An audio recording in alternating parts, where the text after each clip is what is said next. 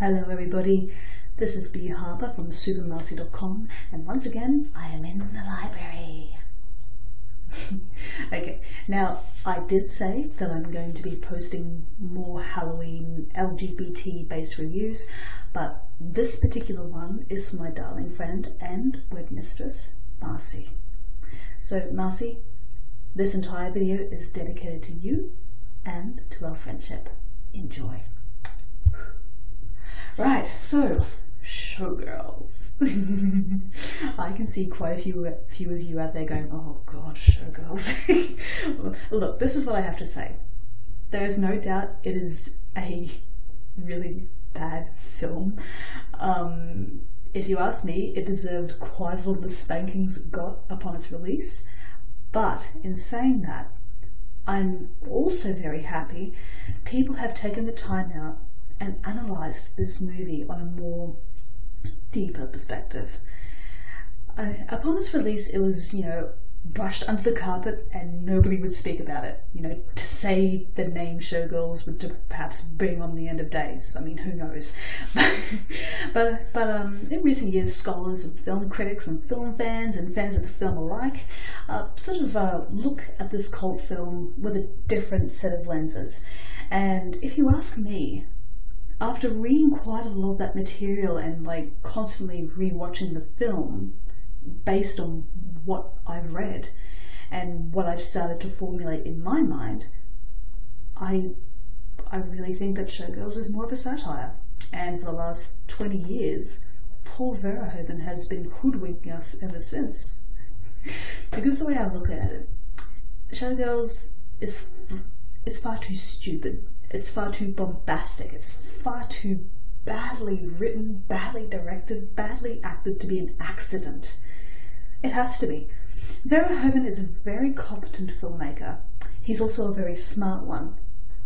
Because if you're looking at these other films, such as, say, RoboCop, Starship Troopers, Flesh and Blood, all of those films are saying something about society and the people who live in it.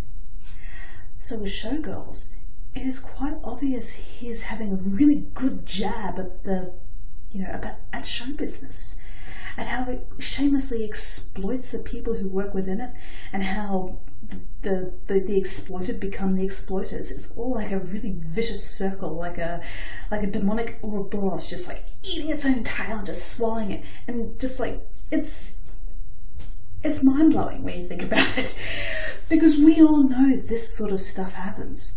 Okay, we know how, when you're in the public eye, you are a piece of meat. You are a commodity to be looked at, to be picked up, to be dropped at the leisure of those who handle you. And Showgirls is just so blatant in that regard that I think that Paul Verhoeven knew Elizabeth Berkley was probably not the best actress, and that's why he cast her at the time, because she was fresh off Saved by the Bell. She was a teen idol, teen heartthrob, everybody loved her, and her career was starting to flounder after that. And so Verhoeven decided to use Berkley's career at that point as a template for Showgirls and for her character, Nomi Malone. Because the character of Nomi is very down in her luck. She's kind of scraping the bottom of the barrel when we first see her, and as she goes through the movie, she starts to sacrifice her own principles in order to become the piece of meat to be devoured and tossed around and whatnot. So yeah, I think Showgirls is incredibly astute in showing us something like that. And the reason why it's just so offensive is because, let's face it, that sort of treatment of people is offensive. It's abnormal. It's unnatural. And yet, why do we consider it natural? Why do we not do anything about it? Maybe I'm just being too preachy, but I have more to say about this. So, with Showgirls, it is made no secret that what matters is the body and selling the body.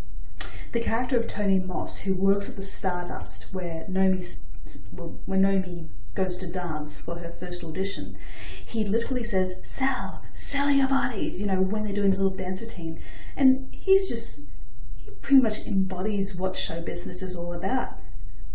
It's not about the human, it's about, you know, what the human can do for you. It's a currency, it's a finance. It's very, very seedy, and yet it's something that we still have going around today. And I think Paul Verhoeven understands that. And this is him, like, you know, pointing the finger and like thumbing the nose at these people who take these liberties with others, with people. So yeah, it's very, very fascinating. What else is there? Well, obviously, yes, there is an LGBT element. And that is like massively exaggerated for the character of Crystal Connors, played by Gina Gershon, who is just so fucking awesome. And Berkeley's character Nomi. There is a lot of sort of psychosexual tension going on between them, and emphasis on the psycho. And I don't mean Crystal, I mean Nomi. And again, like the way all of the dialogue in the film is written, I don't think Verhoeven would honestly considered that sort of language to be used on a regular basis by regular people. I think he is, again, you know, pointing the finger at how Hollywood writes its characters, or rather in particular its female characters. Because a lot of the cast in this film are female, most of the principal characters. You have Nomi, you have Crystal, you have Molly, who was Nomi's friend and a seamstress who works at Stardust. You know, obviously the showgirls themselves, all the dancers with their own sort of microverse of selfishness and fighting and stuff, like backstage, you know, all those wonderful cat fights. It really is a piss take on how Hollywood perceives women. And I don't know what Joe Esterhaas was thinking when he wrote that script, because I know for a fact a lot of my girlfriends do not talk like that. And maybe Verhoeven was reading Esterhaas's script and thinking, Joe, you're a fucking idiot, but you know what? I'm going to put all of your words on screen and I'm going to show just everybody just how absurd this stuff is. It's interesting to consider, isn't it? What else? Oh yes, obviously the very poorly handled rape sequence. Yeah, what to say about that? Well, look, that scene is hard to watch, and not just from the fact it is badly managed, but what would you expect a rape sequence to be? Rape is a very terrible thing, right? You're not supposed to glamorize it, because if you glamorize it, there's something wrong with you. And it really does emphasize how those who are pure, those who are willing to work hard and earn an honest living, are sort of like pushed in the back seat in show business. Because Kyle MacLachlan's character says, like, oh, we'll give her like a large settlement of money and give her her own shop to work out of. You know, as if like buying her confidence with money is really going to take away all the trauma that she endured that night. And yeah, it's ridiculous. And so Nomi goes and kicks this guy's ass, but she doesn't kill him. She doesn't even cut his dick off, for crying out loud. Because what's happened is that she has been forever tainted by the experience of the Stardust, and how she has been influenced by all these goblins and ghouls who run within its walls. So rather than stay back and be there for Molly in her hour of need, she makes out with Crystal in her hospital bed and pisses off out of Vegas with the same guy who brought her to Vegas and who probably stole her suitcase. So it's a never-ending cycle, and it just gets worse and worse and worse. And once again, it all comes back down to Verhoeven saying, you know what, Hollywood is a terrible, vicious nest of vipers. There's nothing particularly redeeming here. And when there is a good person there, they're crucified. They're mistreated and they're tossed out like they didn't even exist. So yes, Showgirls, as I said, I still think this is one of the best satires on the industry ever made. Every single bit of bad acting, every single bit of horrible dialogue, it's all an intentional part of the joke. It's like Duke Nukem. You have this overtly muscular Reagan-era type dude being lusted over by all these women, like having all these stupid cheesy one-liners, but it's all a joke. It's not meant to be taken seriously. And what Verhoeven is saying with Showgirls is that Hollywood shouldn't be taken seriously, in the fact that it shouldn't be a normal thing. It shouldn't be treated as something to be accepted, and it's something that we should be aware of. So if you ask me, Showgirls is perhaps one of the best observations about how ugly Hollywood truly is.